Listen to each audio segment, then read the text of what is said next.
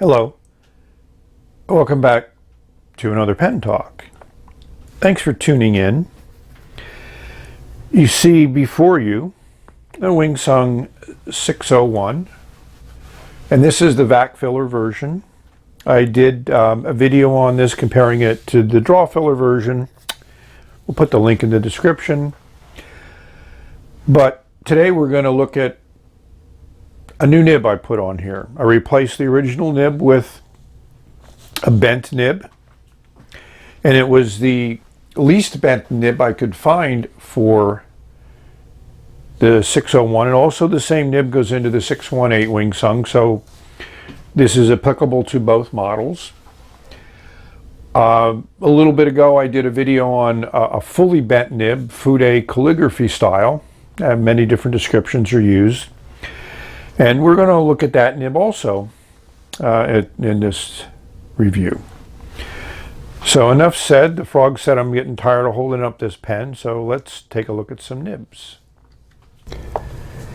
Here are three nibs. The one to the left on this side is the standard nib that I took out of the 601. The one next to it is the medium bent nib, or even call it a fine bent nib, which I took out of, which I got from eBay. And the third one here, the fully bent nib, fude or calligraphy style, is one I got from Bobby a while ago and put into a 618. Interesting that some of them have a hole, some don't. But you know, you can definitely see that difference. And I've enjoyed the bent nibs that Delight puts in their pens, which are similar to the bend in this nib in the middle. And it's also reminiscent of what Pen BBS has done with their nib, is put a slight little bend in it, which changes the way the nib writes, and I find it very enjoyable. I like it. So these are the three pens we'll be looking at, these three different nibs in. This is the 601 draw filler that has a piston there with a spring on it, and I think this is about as good a filling system as you could put into a pen. I did a video comparing that with the vacuum filler, these two particular pens. This one has the original nib in it. Yes, the draw filler has the Birmingham Frank Gershon green. This regular Vacuumatic design has the Birmingham alternator crimson, and the red 618 has Robert Oster direct sun. So three different inks, two similar and one not so similar, but I have the inks in these pens for particular reasons, and I wanted to see how those inks would work with these nibs. In my eBay searches, I wasn't successful in really finding auctions that say this has a 0.38, which is extra fine, I would call it, and this has a 0.5 nib, which is fine. A lot of them showed they had a range of nibs. Here's an example.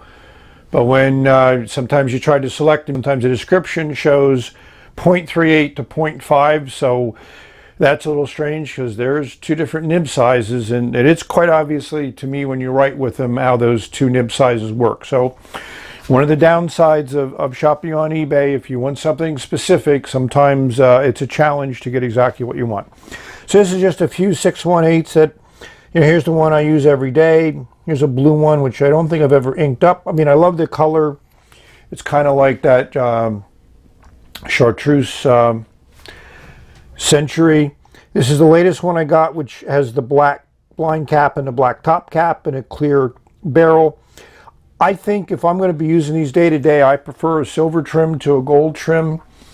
I just think when you're in a public environment, the silver attracts less attention, and you know, and the gold is a little bit flashy, at least, you know, to me.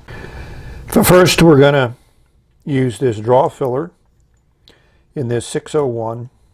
Nice little jewel at the top.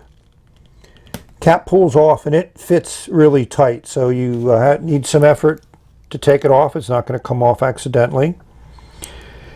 You know, that's the standard nib as we saw earlier when we compared the three nibs, and yes, it's a little off center, so I'll fix that later.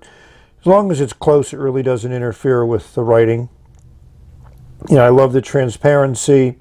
This is a very dark ink. A lot of Birmingham inks are on the dark side. And I did swap the nib hot with the medium size Bent Nib. So that's why I got ink on my fingers. And those that may not have seen the original review, these things post well. They're very light. You know, to me, I like this type of section more than I like what's on like a Lamy Safari with the cutouts in it, the facets in it. So I find this a very comfortable pen to use. I find this a good everyday writer.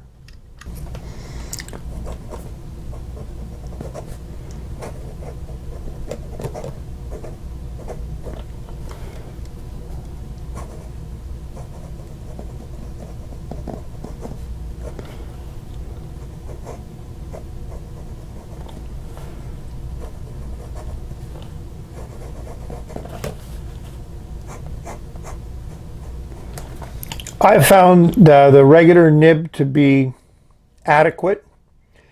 You're not going to get any line variation. You know, it's a decent amount of flow. Not particularly wet, not particularly dry. Dries quickly on this Fabriano paper. And to me, for an everyday writer, this nib is good. I have some, I think I may even call this one an extra fine. They're not labeled, so it's really hard to tell, and looking at it under a loupe, not as obvious to my eyes as it might be to others, but I have a couple 618s with fine nibs, and I really enjoy them. They're everyday writers. They don't dry out. You pull off the cap, and the nib writes immediately when it touches the paper. For comparisons, here's my 618 that is a daily writer. This has been inked up for 6 months maybe. I use it almost every day. It's my go-to pen. I keep it around me. I take it with me to meetings. And this nib, I would say, is a fine. And the difference, if you look at these two nibs under the loupe, it's not that obvious to me. This nib appears to be a little flatter, whereas this nib here is a little bit more like that. So there's less contact, and I crappy draw over the camera. But I love the way this pen writes. I love the way it lays down ink.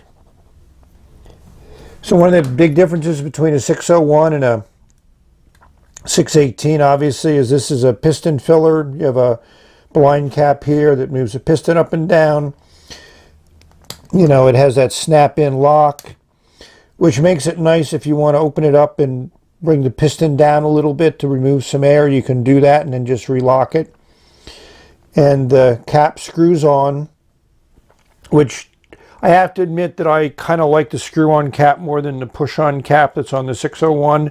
And I think that's one of the reasons why that section gets out of alignment with the nib, is if you twist the cap instead of just pull it off, you can turn this section. This is what I would call that medium bent nib. You can see how it fits in there, and it's slightly off center, but I'm okay with that. These pens have a lot of tolerance. It's not that critical as you might think. Unless you look at it really close like this, you're not going to notice it.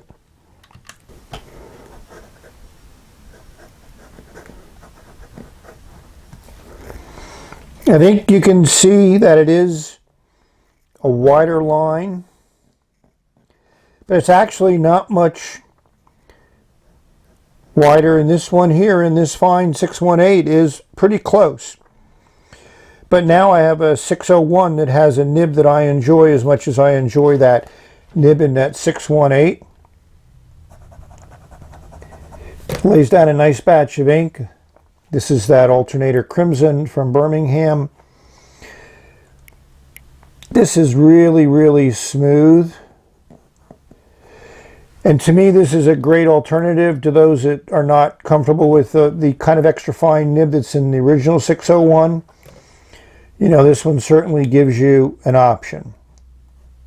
And this is the smaller of the Bent Nibs. You can get one that's a little bit bigger. Here's that eBay auction on that one. So overall, I'm really happy with this. The year of the nib continues on. So as a final comparison, we're going to show you this extremely bent fude nib, and this is an example of where I've moved the piston down as I use up the ink in this pen, and obviously the ink is easy to use up quickly in this type of nib, and that is a severe bend.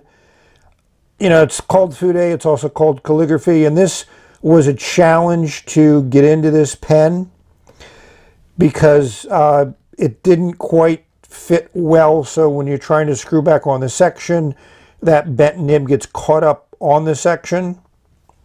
But at the end of the day, it writes great. So this is like a triple broad when you use it like this. And I didn't do reverse on the other one, but reverse becomes a really fine line. It's not that comfortable, and I haven't done any real smoothing, which I guess I could do to make that better. But if you hold it a little bit more vertical, you get more equivalent of a medium to broad line. But if you hold it at that 45-degree angle, it's a biggie. So this is a nib that I would say is not for everyone, but if you're looking for a medium to a medium broad in a 601, check out what's available, and the nibs are easy to replace. So we're going back to the focus of this video, which is that medium bent nib. So thank you for watching. We've reached the end of this video. So may you have many great, phenomenal writing experiences. Enjoy this amazing world that we have an opportunity to participate in with all these nibs and pens and inks and papers. Until next time, bye. This nib will be in DC with me.